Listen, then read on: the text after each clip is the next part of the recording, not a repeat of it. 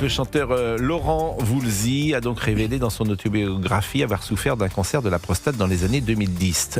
Il a 77 ans, il est désormais guéri, il a témoigné pour montrer que l'on peut s'en sortir. Il y a 10 ans, on m'a diagnostiqué un cancer de la prostate, c'était juste avant Noël. Après les fêtes, Laurent Voulzy avait pris contact avec les équipes médicales sans en parler à qui que ce soit. Le chanteur confie désormais que tout va bien. J'ai trouvé important de l'évoquer dans mon livre pour dire que l'on peut aussi s'en sortir. Nous avons décidé de parler du cancer, de toutes ces personnalités qui ont décidé de parler de la maladie. Et on est avec le professeur donc Alain Toledano, qui est oncologue, radiothérapeute à l'Institut de radiothérapie Hartmann. Bonjour. Bonjour. Et merci d'être avec nous. Je disais tout à l'heure que tous les hommes auront un jour un cancer de la prostate. C'est ce que je dis parfois, c'est vrai ? Alors, pas tous les hommes, mais c'est très fréquent. C'est plus fréquent que le cancer du sein. On estime qu'il y a entre 60 et 70 000 hommes chaque année en France qui ont un cancer de prostate. Donc ça devient un événement très fréquent. Tout le monde va connaître quelqu'un qui a un cancer de la prostate. Encore faut-il le dire, et c'est souvent une maladie honteuse qu'on cache aux autres. Mais est-il vrai qu'il y a des cancers de la prostate indolores d'une certaine manière ? Ils sont là, on les a, ils seront là, ils dorment, voilà, ils ne se déclenchent pas. C'est ce que me disait Brigitte Millot, qui est notre spécialiste santé sur l'antenne de CNews et d'Europe 1. Exactement, il existe différentes catégories de cancers de la prostate, avec des cellules qui biologiquement ne sont pas programmées de la même manière, avec la même agressivité. Et donc vous avez des cancers qui sont plus ou moins indolents, c'est-à-dire que pendant des fois des années, des dizaines d'années, ils ne vont pas bouger. Et vous avez par contre certains cancers qui sont plus agressifs et qu'il vaut mieux diagnostiquer précocement, d'une part pour les guérir, parce qu'on parle de guérison, et d'autre part pour éviter les effets secondaires. Donc vous avez toute une attitude qui consiste à dire « le cancer de la prostate ne passera pas par moi », et une autre qui consiste à dire « cherchons à dépister, s'il faut surveiller simplement, on surveille, s'il faut traiter, arrivons précocement ». Alors le cancer de la prostate, évidemment, était devenu une affaire nationale lorsque François Mitterrand avait appris aux Français qu'il souffrait d'un cancer de la prostate. C'était il y a 30 ans. Il était décédé d'ailleurs, et j'imagine que depuis 30 ans, les progrès sont importants. Je lisais que le taux de guérison à 5 ans d'un cancer de la prostate est de 80 ou 90%. Exactement. Alors François Mitterrand, à l'époque, et on s'en rappelle, avait fait 2 septennats et il avait annoncé avec un cancer de prostate qui était métastatique d'emblée. C'est-à-dire, le cancer, d'abord, toutes nos cellules savent se réparer. Quand on se coupe, elles se réparent. Mais parfois, il y a un bug et elles se renouvellent de façon anarchique. C'est ça, le cancer. Alors si dans l'organe prostate, il y a un cancer, soit vous le diagnostiquez quand il est resté dans la prostate, soit il a été ailleurs, ce qu'on appelle des métastases, qui peuvent aller, par exemple, dans l'os et faire mal ou pas. Et donc, M. Mitterrand avait eu un cancer de prostate métastatique, et même avec ce cancer, il a exercé des fonctions suprêmes pendant plus d'une dizaine d'années. Donc c'est un cancer qui peut se traiter même à un stade métastatique. Aujourd'hui, fort heureusement, le stade métastatique, c'est seulement 10% des patients diagnostiqués. C'est-à-dire que 90% viennent nous voir avec des cancers localisés, et c'est là qu'on doit discuter les traitements. Il est 16h20, vous écoutez le professeur Alain Toledano, qui est oncologue, radiothérapeute à l'Institut de radiothérapie Hartmann, sur l'antenne d'Europe 1. Vous dites à l'instant, ils viennent nous voir, mais quand ils viennent vous voir, c'est qu'ils ont le sentiment qu'il y a quelque chose qui ne va pas. Et dans ces cas-là, quelle est la première alerte qui doit nous faire penser qu'il faut venir vous voir ? Alors on a la chance, en matière de cancer de prostate, d'avoir un dosage sanguin, une protéine dans le sang qui s'appelle le PSA. Et nos collègues, médecins généralistes, les cardiologues quand ils font des bilans pour les hommes, les rhumatologues, tous les médecins, prescrivent cette protéine, le PSA. Et quand le dosage est plus élevé, on se dit, tiens donc, il y a une hyperactivité de la prostate. Et c'est là où on va faire des images, une échographie, une IRM, et on retrouve un nodule suspect dans cette prostate qui a une forme de châtaigne. C'est une glande sphérique, finalement, qui sert à fabriquer le liquide du sperme. Et donc, quand il y a une cancérisation, on peut arriver précocement. Alors, il y a plusieurs attitudes. Soit on enlève la prostate, avec quelques conséquences fonctionnelles, soit on garde la prostate et on fait comme Laurent Voulzy ou d'autres, de la radiothérapie, c'est-à-dire un traitement non invasif où le patient ne ressent rien, et on délivre des rayons qui sont une énergie pour détruire les cellules du cancer de la prostate. Elliot Deval veut poser une question. Docteur, vous avez parlé de dépistage. Souvent, on dit sur le cancer de la prostate que c'est à partir de 50 ans qu'on va voir un médecin pour essayer de faire une sorte de premier bilan prostatique. Et visiblement, il y a des cancers de la prostate qui sont détectés beaucoup plus tôt maintenant, et on détecte des cancers dès l'âge de 30-40 ans. C'est rare, mais oui, il y a quelques cas particuliers avec des formes génétiquement un peu plus agressives. Mais dans l'écrasante majorité des cas, c'est une maladie de l'homme mûr. L'âge moyen, c'est de 68 ans. Alors c'est vrai qu'entre un monsieur de 60 ans, très actif, qui a une vie sexuelle, c'est pas pareil qu'un monsieur de 90 ans qui a un cœur fragile et qui est beaucoup plus fatigué. Et donc on doit s'adapter, on doit adapter nos traitements au profil du patient. Mais aujourd'hui, la plupart des hommes de 80 ans qu'on voit en consultation peuvent avoir une vie sexuelle, sont très actifs, ont une vie sociale. Et donc c'est devenu un vrai sujet de société. Mais on peut vivre sans prostate. On peut vivre sans prostate, mais on peut vivre aussi avec une prostate qu'on a laissée en place, qui est guérie, en gardant une activité d'érection, parce qu'on a fait un diagnostic précoce. Si les résultats PSA sont bons, il n'y a pas de cancer de la prostate. Il y a 10% de cancer de prostate avec des PSA normaux, mais ça c'est un autre sujet. Les médecins le savent, ce pourquoi parfois on couple soit un toucher rectal, que certains ont du mal à imaginer, soit une imagerie pour essayer d'être plus sensible. Ma question c'était qu'est-ce qui peut alerter ? Vous avez dit le PSA, mais est-ce qu'il y a autre chose qui peut alerter Est-ce un problème d'érection ? Est-ce un problème d'aller... On dit souvent que quelqu'un qui va régulièrement faire pipi, disons les choses, c'est qu'il a un souci de prostate. Est-ce que ces alertes-là, il faut les écouter ? D'ailleurs, la majeure partie des problèmes de prostate ne sont pas des cancers, fort heureusement.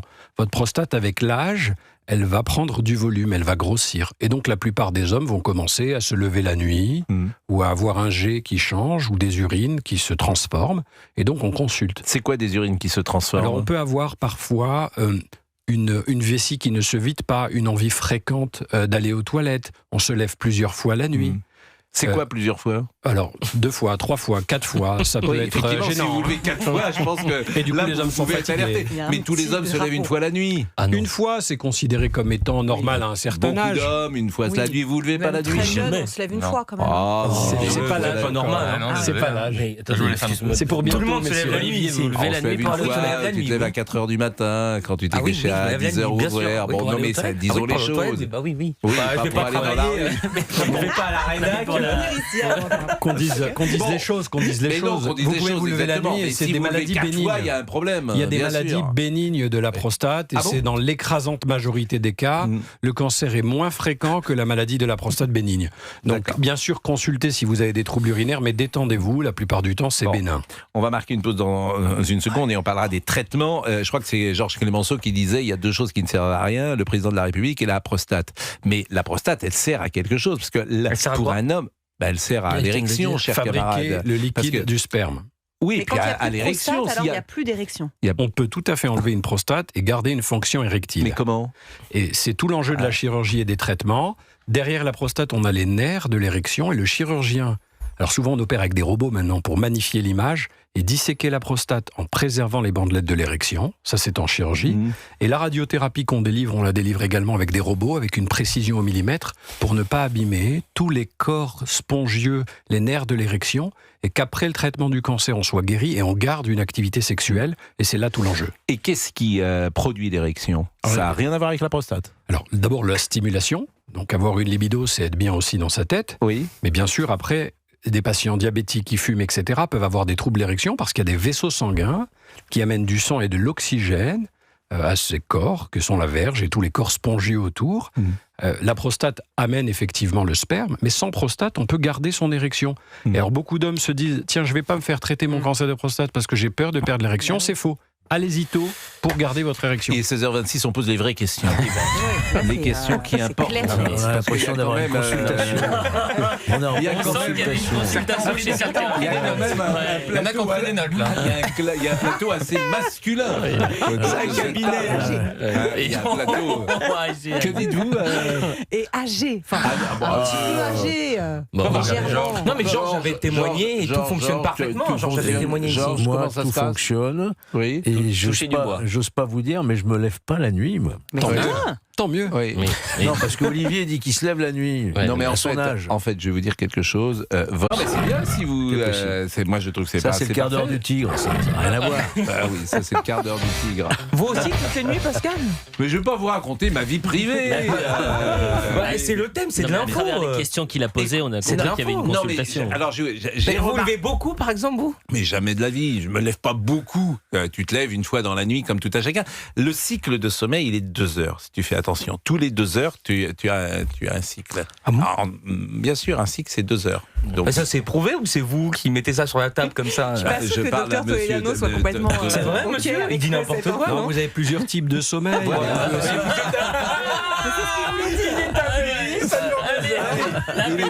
il est 16h27, on marque une heure. Je suis aussi médecin. Il est 16h28 et n'hésitez pas. Et puis je vous ferai écouter effectivement beaucoup de gens qui ont témoigné parce que ça nous intéresse et Monsieur Toledano me dira si c'est intéressant pour les patients de dire au fond si on est malade ou pas. On va évoquer évidemment les traitements, les effets secondaires peut-être. Est-ce que c'est lourd? Est-ce que c'est aujourd'hui rapide? Est-ce qu'en quelques mois le cancer est guéri? Ou est-ce que c'est selon les cas? Alors bien sûr, c'est toujours au cas par cas. Il y a donc des cancers de prostate plus ou moins lents dans leur évolution. La plupart du temps, c'est quand même des cancers qui évoluent sur des années et c'est pas comme dans l'imaginaire certains cancers qui rapidement altèrent votre état général. Donc vous avez soit un risque d'évolution locale de la maladie, et pour cela parfois on discute de traitements locaux, que sont la chirurgie et la radiothérapie, et parfois on a un risque que la maladie aille ailleurs. Et là on ne parle pas tout de suite de chimiothérapie comme dans certains cancers, on a un traitement qui s'appelle l'hormonothérapie. Alors c'est quoi ? C'est une façon de dire aux testicules d'arrêter de fabriquer la testostérone qui est l'hormone mâle, sous l'influence de laquelle les cellules de la prostate se développent. Et donc on donne des médicaments qui baissent le taux de testostérone. C'est très efficace et on peut faire 2 septennats avec ce type de traitement. Alors bien sûr, on peut avoir des bouffées de chaleur, des douleurs articulaires, une prise de poids, une baisse de l'érection, mais vous perdez pas vos cheveux et vous Mais pouvez c'est quand vivre même des correctement. effets secondaires qui sont lourds, ce que vous Oui. venez de dire là. Oui, c'est des effets secondaires qui sont lourds. Il y a des hommes qui ont une irritabilité, une baisse de morale. C'est pourquoi tout l'enjeu aujourd'hui, c'est d'accompagner les patients. Faire du sport, avoir une prise en charge psycho-émotionnelle, des conseils nutritionnels, avoir une vie sociale. Et c'est pour ça qu'il faut promouvoir une santé autrement et pas uniquement centrée sur la maladie, mais centrée sur le patient et son projet de vie. Et on sait pourquoi ça arrive. Est-ce qu'on peut se préserver d'un cancer de la prostate? Est-ce que c'est l'alimentation? Est-ce que c'est la vie? Le mode de vie, oui. Le mode de vie? Ou est-ce que c'est la La faute à pas de fatalité? chance. Alors vous avez effectivement, la plupart du temps, les causes sont inconnues. Ensuite, il y a des familles à risque. Il y a des familles où tout le monde va avoir un cancer de la prostate, et là on a un gène qui peut être identifié. C'est 10 à 15% des causes de cancer de prostate. Ensuite, effectivement, vous avez des facteurs de protection avec les antioxydants, etc. Il y a certains qui disent, dans certaines revues sérieuses, que lorsqu'il y a plus d'une vingtaine d'éjaculations par mois, c'est protecteur sur des cancers à haut risque. Enfin, c'est compliqué de rentrer dans ce domaine-là parce qu'on n'a pas les ce que chiffres. vous dites. C'est-à-dire que faire beaucoup l'amour, clairement, forcément, protège. pas forcément. Ça oui. peut être Oui, effectivement, vous avez raison. Je n'avais pas vu l'éjaculation sous cette forme-là, mais elle existe. Je veux dire, Appelez-moi. On a entendu Olivier. non mais éjaculer 20 fois protège. Moi j'ai beaucoup entendu cela effectivement ces dernières années. Oui, alors vous avez énormément d'études sur ce sujet. Le problème, c'est que comme on touche à une sphère de l'intime, c'est difficile de recueillir l'information parce qu'on en a fait une maladie honteuse. Ce pourquoi, quand des personnalités qui en sont guéries se déclarent, la conscience collective change et on va en faire un événement passager pour beaucoup d'hommes. Ouais, Bon, ça, je voulais c'est vous très faire juste. écouter parce que ça m'intéresse beaucoup les gens qui ont parlé de leur maladie et vous allez me dire. La rue, c'était le 2 décembre 2011 qui annonce sa maladie. Ce qui s'est passé, c'est qu'au bout de quelques heures aux urgences, on m'a retiré 4 litres d'eau dans le ventre. On s'est occupé de moi. Moi, je pensais rentrer directement à la maison le soir même. J'avais un tournage le surlendemain. Et j'ai compris qu'on me gardait. Et j'ai compris très vite, puisque les médecins ont été parfaits, et les infirmières aussi, que j'avais un cancer. Cancer extrêmement grave, un cancer de l'estomac et du péritoine, qui est évidemment infiniment plus grave sans doute qu'un cancer de la prostate. Alors, je pourrais vous faire écouter Michel Delpech, Johnny Hallyday, Véronique Sanson. Souvenez-vous également de Bernard Tapie en 2019. Écoutez ce qu'il disait. Pour moi, je ne suis pas dans une phase terminale.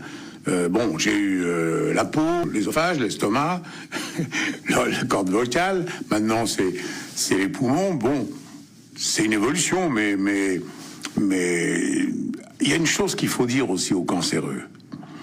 La science va tellement vite que la perspective de guérison aujourd'hui d'un cancer peut changer en 15 jours. Vous vous accrochez à ça? Mais je m'accroche pas, moi j'exige, je vis, j'ai mes enfants, j'ai ma femme, mes amis, je bosse, et je suis pas en train de penser, ça y est, voilà. Et Florent Pagny, peut-être la personnalité la plus récemment qui a donné cette information de son cancer, et écoutez-le. Il y a un ganglion qui a fixé, et ce qui fait que il y a des risques de métastase. Et en fait, ça fait chier cette histoire. Ça ne s'arrête jamais.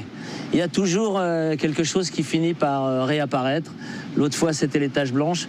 Maintenant, c'est un ganglion qui marque. J'ai pas fait le traitement d'immunothérapie, alors il faut que je retourne vite. Il y a 50 ans, quand j'étais enfant, personne ne parlait de son cancer. C'était une maladie honteuse. Bien sûr, on ne le disait pas. Je pense que Bourvil est mort d'un cancer, il n'en a jamais parlé. Et pourquoi on ne le disait pas ? Mais pourquoi Parce que c'était... On restait pudique face à la maladie. C'était mortel. Oui, c'est souvent une longue maladie. En tout cas, ce qui m'intéresse, monsieur Toledano, c'est d'abord, est-ce que ça aide, selon vous, le malade de le dire publiquement lorsqu'il est une personnalité ? Ça dépend. Sur votre identité, comment vous l'avez construite. C'est vrai qu'il y a souvent une dissociation. On donne son corps à la médecine, on garde son esprit, et les patients n'en peuvent plus. Pour les personnes exposées médiatiquement, souvent ils ne donnent qu'une partie d'eux-mêmes. Finalement, donner sa vérité, son intimité, c'est une façon par transparence d'assumer complètement ce qui arrive et de ne pas porter un poids lourd, et finalement de faire ce chemin, un chemin vers de la guérison pour la plupart des patients, et malheureusement un chemin truffé d'embûches qui ne va pas tout le temps nous amener à la guérison, mais qui nécessite un peu de sérénité et d'être soi. Est-ce que dans vos patients, il y en a qui ne le disent pas à leur entourage ? Bien sûr, parce qu'en fait... Ils peuvent le masquer, vous savez, c'est possible ? C'est quand on estime que son entourage n'est pas capable de l'entendre. Mais c'est possible de le masquer ? Bien sûr, parce que tous les cancers qui peuvent évoluer sans avoir de signes extérieurs. Il y a des traitements qui préservent l'aspect extérieur. Donc, le dire ou ne pas le dire, c'est un choix personnel. Alors parfois, vous n'avez pas le choix, parce que lorsque vous avez perdu les cheveux ou vous avez d'autres effets secondaires visibles, ça demande justification. Mais en tout cas, changer l'imaginaire, parce qu'autrefois, avoir un cancer, ça voulait dire mourir. Ensuite, ça voulait dire survivre avec du handicap. Mais maintenant, on peut guérir et se porter très bien malgré un cancer. Donc c'est important de faire évoluer cela. Eh ben, je vous remercie beaucoup d'être venu sur notre plateau, dans notre studio, parler de ce sujet grave, mais aussi avec espoir, parce que c'est un cancer évidemment qu'on guérit. Je pense aussi à ceux qui nous écoutent peut-être en province, qui se disent peut-être qu'à Paris, on est mieux soigné, ou c'est plus facile d'avoir un rendez-vous. C'est pour ça que le témoignage des stars, parfois... J'entends parler de déserts médicaux. Est-ce que c'est une réalité ? Alors, les déserts médicaux sont une réalité. Néanmoins, il faut rassurer, partout sur le territoire, on a des réseaux experts. Et en France, on a de la chance, avec un système accessible et solidaire. Et merci à la France, de très bons spécialistes dans chacune des villes. Et un système assez robuste, en tout cas pour les cancers de prostate. On ne peut pas clôturer ce passage sans dire, si vous sans dire, je l'ai dit tout à l'heure, on en parlait avec Dr Toledano, il y a une découverte récente absolument révolutionnaire. Sur le cancer du pancréas, tu parles ? Non, alors c'est vrai qu'il faut donner. C'est parce que gérer le cancer, c'est gérer l'incertitude en gardant l'espoir. Et donc quand on parle des nouveaux médicaments, l'immunothérapie, etc., il faut dire aux gens qu'en fait, votre système immunitaire est censé détruire vos cellules cancéreuses. Eh bien aujourd'hui, les cellules cancéreuses intelligemment, elles endorment cette immunité en crachant un gaz soporifique. Mais on a compris certains mécanismes d'action et on restaure votre propre immunité contre votre propre cancer. C'est que ça coûte cher, 300 000 C'est euros. l'immunothérapie. Il y a certaines cellules qu'on entraîne en laboratoire pour les réinjecter, des cellules immunitaires. Et effectivement, il y a des coûts importants, mais comme tout début d'innovation, et ça va se démocratiser. Vous confirmez que c'est une révolution médicale. Il y a énormément de révolutions avec des gens qui ont des métastases et qui guérissent de cancer. C'est pas tout le monde encore, malheureusement, mais on a beaucoup d'espoir. Et moi, je vois des patients guérir aujourd'hui. Je traitais des patients qui avaient des maladies similaires il y a 20 ans et ils ne guérissaient pas. Et donc, c'est ce qui fait que la beauté de la science et d'un système de soins organisé qu'il va falloir commencer à chérir. Vraiment, merci. Merci d'abord de votre pédagogie, de la clarté de vos explications. C'était extrêmement intéressant de vous écouter. C'est la première fois, je crois, que vous venez sur notre antenne. Eh bien, nous vous réinviterons parce que Vous n'avez pas perdu votre journée. Et la dernière phrase est importante. Un système qu'il va falloir commencer à chérir. C'est-à-dire qu'aujourd'hui, est-ce qu'on n'a pas abandonné notre système de santé, nos mes chers professionnels ? camarades, on a abandonné l'école, la magistrature, les hôpitaux et à peu près tous les services publics. Et on a redistribué l'argent dans le social. Donc ce que vous mettez dans le social, vous ne pouvez pas l'investir là où il faudrait l'investir. C'est un des sujets. Mais je sais que vous allez vous présenter en 2027. Oui, vous serez mon porte-parole. Merci. Non, Ou mon stagiaire, parce que je n'aurai pas beaucoup de moyens, mais on va essayer. Il est 16h44. Ils sont taquins, monsieur Toledano. Vous l'avez fait, mon stagiaire. Mais quelle honte, mais quelle honte. Je n'ai rien fait du tout. Non, il s'est fait tout seul. C'est un grand garçon. Vous, il sera encore à Nice, franchement. Ah non, je pensais que vous alliez m'envoyer un... Non, pas du tout. Normalement, ça arrive. Et voilà, c'est votre talent. C'est vous. Il y a une école quand même, il y a une école. Mais arrêtez. Il est responsable. Enfin, c'est quand même limite comment il parle. Mais bon, après, ce n'est que moi qui pense. Écoutez, vous, avec l'opération capillaire que vous avez eue l'année dernière et les risques que vous avez pris, bon, je n'en parle pas. Elle est bien faite, ma greffe, monsieur ? Vous trouvez ? Elle est magnifique. Il s'est fait greffer des cheveux.